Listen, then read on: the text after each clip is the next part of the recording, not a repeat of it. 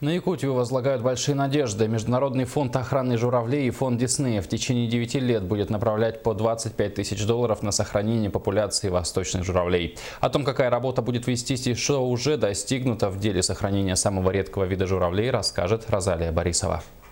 Благодаря научным исследованиям и особой охране за 20 лет их численность увеличилась на 50%. Но несмотря на это, и сегодня они на грани исчезновения. 4000 особей. Это гнездится он только в Якутии, это восточная популяция.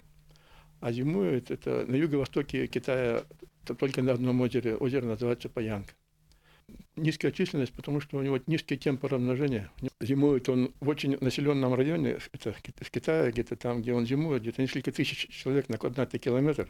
На сохранение популяции стерхов Международный фонд Диснея ежегодно будет выделять по 25 тысяч долларов. Средства направят на научные исследования и охрану птиц. Но чтобы увеличить популяцию журавлей, необходимо начать международную систему мониторинга. И уже сегодня совместную работу ведут якутские и китайские ученые. Они совместно разрабатывают определенные планы. В частности, я точно знаю, что они занимаются мониторингом животного. Они надевают передатчики на животное для того, чтобы отследить его пролетный путь полностью от Китая до Якутии, установить, может быть, какие-то новые точки обитания, места литовок. От числа всей популяции 99% гнездится в Якутии. Внимание всех ученых мира приковано к территории площадью почти в 3 миллиона га, на природный заказник Каталык. Именно сюда слетают и птицы для размножения. Это был простой ресурсный резерват.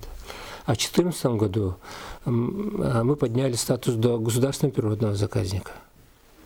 Сейчас стоит вопрос повышения статуса до природного парка. Я думаю, от природного парка и недалеко до включения в ЮНЕСКО.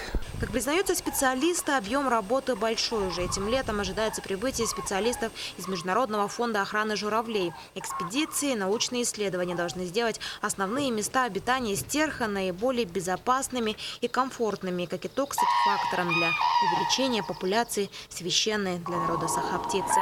Розалия Борисова, Иван Семенов, НВК Саха, Якутск.